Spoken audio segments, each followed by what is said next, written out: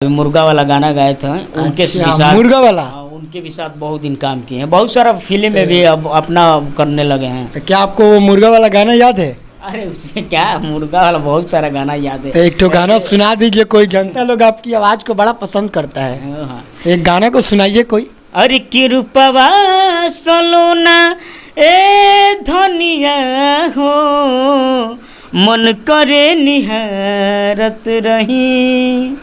बहुत सारा गाना है। अरे कि करा से पूछी कौन बात के बहाना, अरे कि कुछ तो जरूर बाटे, अरे कि गड़बड़ घोटाला, अरे कुछ तो जरूर बाटे।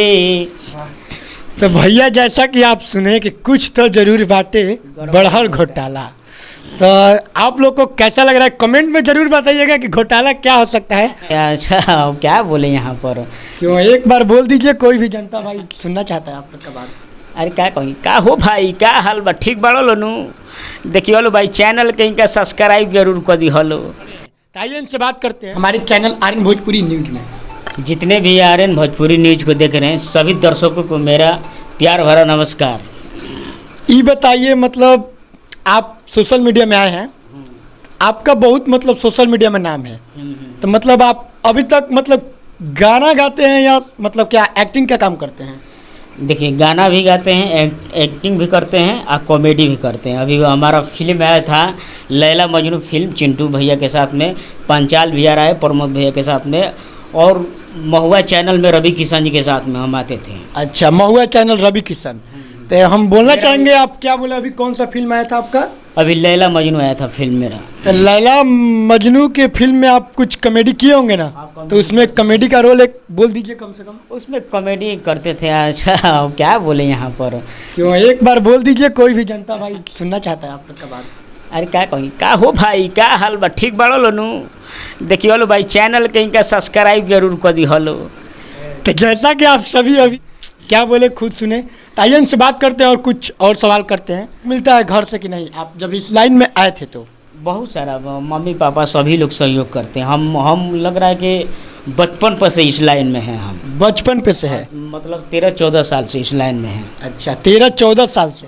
जैसा कि आप सुन रहे हैं कि 13-14 साल से इस लाइन में है। आइए आगे सुनते हैं क्या बोलते हैं। उसमें एक गायक थे रोहित प्रधान जी, हमारे गुरु जी हैं, उनके साथ बहुत दिन रहे हैं। उसके बाद सनी कुमार सनिया जो अभी मुर्गा वाला गाना गाए थे उनके साथ, मुर्गा वाला उनके भी साथ बहुत दिन काम किए हैं। बहुत सारा फिल्म में भी अब अपना करने लगे हैं। क्या आपको वो मुर्गा वाला गाना याद है? अरे उसमें क्या, मुर्गा वाला बहुत सारा गाना याद तो है। एक तो गाना सुना दीजिए, कोई जनता लोग आपकी आवाज को बड़ा पसंद करता है। एक गाना को सुनाइए कोई। अरे कि रूपवा सलोना ए धनिया हो, मन करे निहारत रही। बहुत सारा गाना है। तो जैसा कि आप सुने, रूपवा हो धनिया, ऐसे तो हमके भाई गाना नहीं याद है पाटे। तो आइए इनसे बात कर जाओ। और देखिए वो पास में इनकर भाई जी बैठे बड़े, तो वो भी बहुत अच्छा डांसर। आइए इनसे कुछ बात करते हैं, फिर इनसे बात किया जाएगा। तो सबसे पहले तो आपका हमारे चैनल आर्यन भोजपुरी न्यूज में। नमस्ते नमस्ते, मेरे को भी आपको स्वागत है।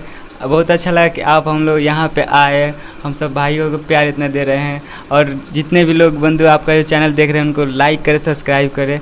और दिल से खुशी मिलती है इतना मेहनत करने के बाद, जब आप लोग इतना प्यार बात देते हैं। तो आप मतलब डांसिंग का काम करते हैं? जी, मैं डांस सीखता हूँ। मेरा डांस 2 साल से सीखता हूँ, जो कि तो मतलब आप डांस मतलब कहाँ से सीखे हैं?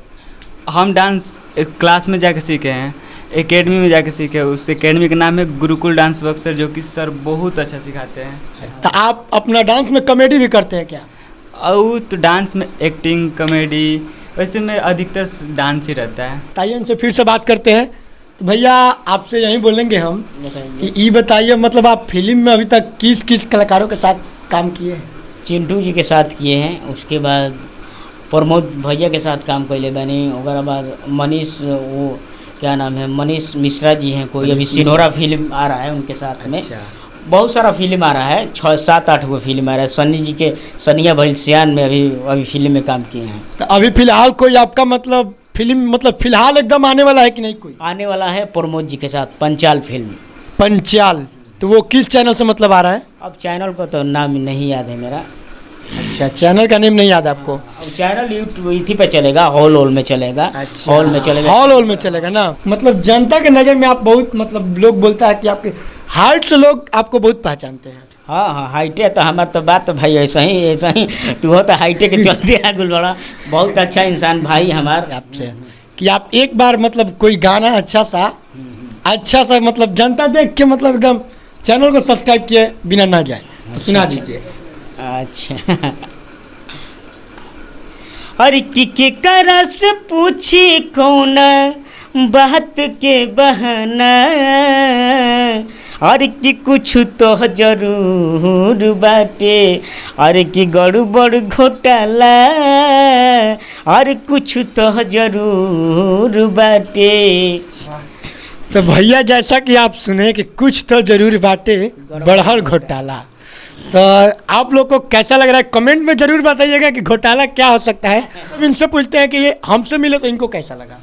बहुत बढ़िया भाई, आप बहुत अच्छे इंसान हैं और हम लोग 1 घंटा से बैठे हैं, आपसे बात कर हमको बहुत अच्छा लगा। बहुत अच्छा लगा। तो ये बताइए हमारे चैनल के बारे में कुछ बोलना चाहेंगे? भाई के चैनल के आप सब सब्सक्राइब करब जा, प्यार आशीर्वाद दे, लाइक कीजिए, आप घंटी के जरूर दबाई हलो भाई लोग। कहे से कि भाई लोग घंटी के ना दबेबा लोग, तो जो वीडियो देखा तो लगा अगला वीडियो आई तो नोटिफिकेशन ना मिली, तो बेल आइकन दबा लेवे के बटे, ओकर बाद कोनो वीडियो को नोटिफिकेशन मिली ना, तो ओकर बाद ना मिली। तो बस ये आज के मिलते हैं नेक्स्ट वीडियो में, तब तक के लिए बाय बाय, जय हिंद जय भारत।